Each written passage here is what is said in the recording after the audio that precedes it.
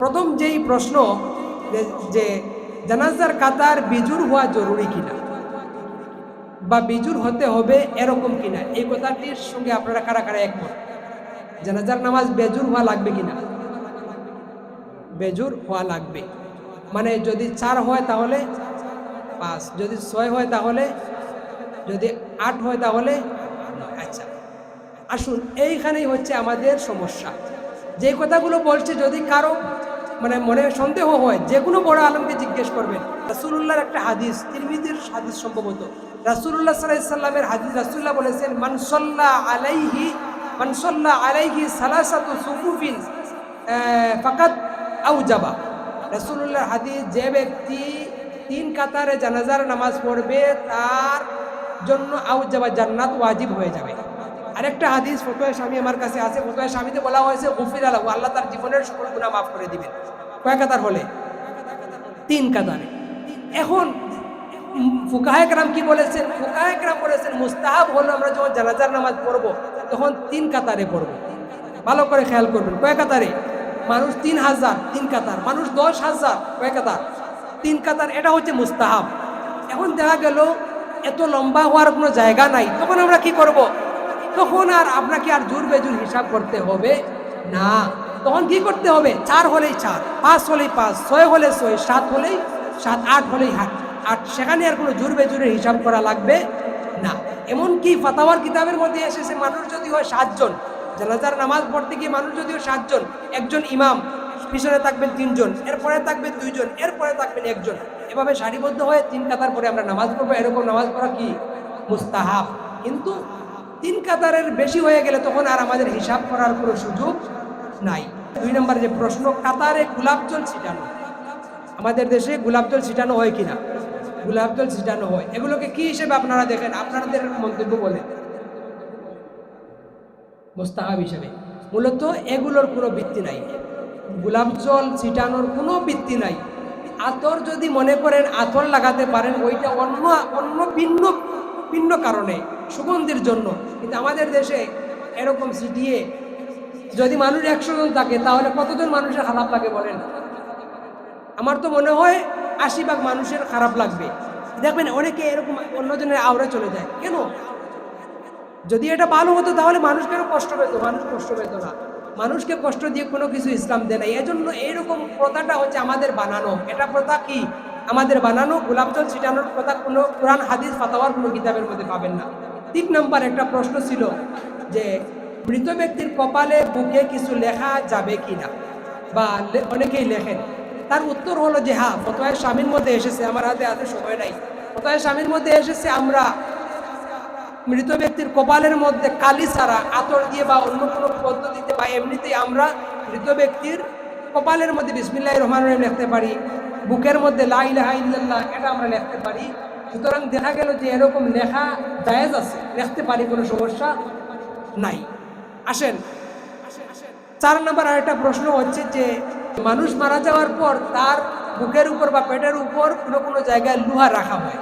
আসলে এটা কেন রাখা হয় বা কিসের জন্য? তার উত্তর আপনারা দেখছেন কিনা যে কোনো জায়গায় লোহা রাখা হয়। আচ্ছা, অনেক জায়গায় লোহা রাখা হয়। ফতোয়া আলমগীরিতে এসেছে মৃত ব্যক্তির পেটের মধ্যে আমরা একটা লোহার টুকরা রেখে দিব, যদি রেখে দিই তাহলে ওই ব্যক্তির পেট আর ফুলবে না। পেট না ফুলার জন্য অনেক সময় মৃত ব্যক্তির পেটের মধ্যে বা বুকের মধ্যে লোহার টুকরা দেওয়া হয়। এটা ফতোয়া আলমগীরির মধ্যে আছে। সুতরাং দেওয়ার কারণ হচ্ছে এই, যেন পেট না ফুলে। এটা দেওয়া যে জরুরি কোনো বিষয়। 5 নম্বর আরেকটা বিষয় হচ্ছে জুতা পরে জানাজার নামাজ পড়া যাবে কিনা। জুতা পরে জানাজার নামাজ পড়া যাবে কিনা? আচ্ছা, আর নিশ্চিত। আচ্ছা আচ্ছা, এটা হইলো আমাদের সবার ধারণা। প্রথম কথা হলো আপনি জুতা পরে নামাজ পড়তে পারবেন যদি জুতার উপর নিচ কোনো জায়গায় কোনো নাপাকি না থাকে। জুতার যদি উপর নিচ কোনো জায়গায় যদি কি না থাকে, নাপাকি না থাকে, তাহলে নিশ্চিত যদি হতে পারেন তাহলে আপনি জানাজার নামাজ জুতা পরে পড়তে পারেন, কোনো সমস্যা নাই। আসেন, জুতার মধ্যে নাপাকি যে জিনিসগুলো আছে ওই জিনিসগুলো কোন জায়গায় বেশি লাগে, নিচে না উপরে? বলেন কোন জায়গায়? নিচের মধ্যে লাগে। কিন্তু উপরে লাগা লাগার বিষয় না, যদি লাগে তাহলে তো ঠিক আছে, কিন্তু উপরে লাগার তো কোনো বিষয় না। আপনি অজু করে আসলেন, আসার সাথে সাথে তো জুতার উপরে কোনো ময়লা থাকবে না, থাকবে কোনো নাপাকি থাকবে, নাপাকি থাকবে না। এখন প্রথম কথা হলো, যদি জুতা পুরোটাই পরিষ্কার হয় তাহলে জুতা পরে আমরা নামাজ পড়তে পারি।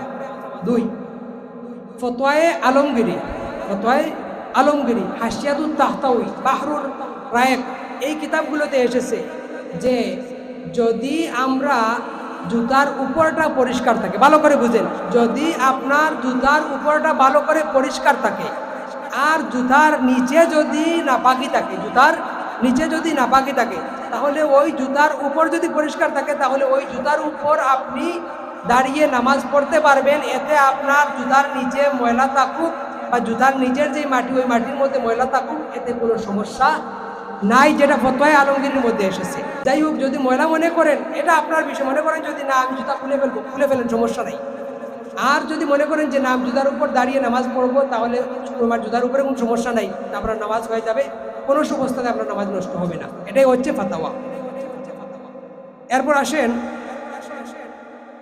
আচ্ছা আরেকটা বিষয়, মূল বিষয়টা আপনাদের সাথে শেয়ার করি। কবরের অনেক জায়গায় দেখবেন কবরের 4 কোণে 4 কি বলে ফুল, সম্ভবত 4 কোণে 4 ফুল পড়ে 4 জায়গায় 4টা খুঁটি বা 4টা ডাল গেড়ে দেওয়া হয়, 4 কোণে ডাল দেওয়া হয়, অথবা একটা বাঁশের 4 দিক করে 4 দিকে এই গাড়া হয়। এটা আপনাদের বিভিন্ন জায়গায় হয় কিনা, যে গোলাপ জন্য বুঝলেন সেটা ভিন্ন বিষয়, সেটা দিতে পারেন, সমস্যা নেই। কিন্তু এই যে 4 ফুল পড়ে দেওয়া হয়, এটার ভিত্তি কুরআন হাদিস ফাতাওয়ার কোনো কিতাবে নাই, এগুলোর কোনো ভিত্তি ইসলামের মধ্যে নাই। যদি কেউ বলে তাহলে তাকে বলবেন দলিল দিতে, কেউ দিতে পারবে না। এরপর আসেন, আরেকটা প্রশ্ন ছিল, হিজড়া মারা গেলে কাফন দাফনের নিয়ম কি? মোট হিজড়া মারা গেলে যেই মাসালা হচ্ছে এরকম, যে হিজড়াটা যদি দেখতে মনে হয় পুরুষের মতো বা বেশিরভাগ অংশ পুরুষের হয়, তাহলে তাকে পুরুষ পরে পাওয়া হবে। যদি দেখতে মনে হয় যে বেশিরভাগ অংশ মহিলার মতো, তাহলে তাকে মহিলা গণ্য করে সব কিছু করা হবে। আরেকটা বিষয় হচ্ছে কবরে আজান দেওয়া। ওই যে চিটাগাঙ্গের যে গরম সুন্নি যারা আছে, গরম সুন্নি বুঝে তো, গরম সুন্নি যারা আছে তারা কবরে রাখার পর আজান দেয়। দলিল তারা কেন তাদের 14 গোষ্ঠীও দিতে পারবে না। তারা কি দলিলতে জানেন? রাসূলুল্লাহ বলেছে কবরে যখন সোয়াজব হয় তখন এই শয়তান আসে। রাসূলুল্লাহ অন্য হাদিসে বলেছেন আজান দিলে শয়তান পালায়, তো আমরা আজান দিচ্ছি, এই শয়তান পালাচ্ছে। তো রাসূলুল্লাহ সাল্লাল্লাহু আলাইহি ওয়াসাল্লামের সময় কি রাসূলুল্লাহ সাহাবায়ে কেরাম জানাজা দেন নাই? দিছেন কিনা? তো তারা বুঝলেন না, আমরা এখন বেশি বুঝি। এই জন্য কবরে আজান দেওয়ার কোনো নিয়ম নাই, এটা একটা ভিত্তিহীন, একটা বানোয়াট কথা, বুঝছেন? এটা একটা বানোয়াট কথা। আসেন আরেকটা বিষয় বলে আমার আলোচনা শেষ করছি।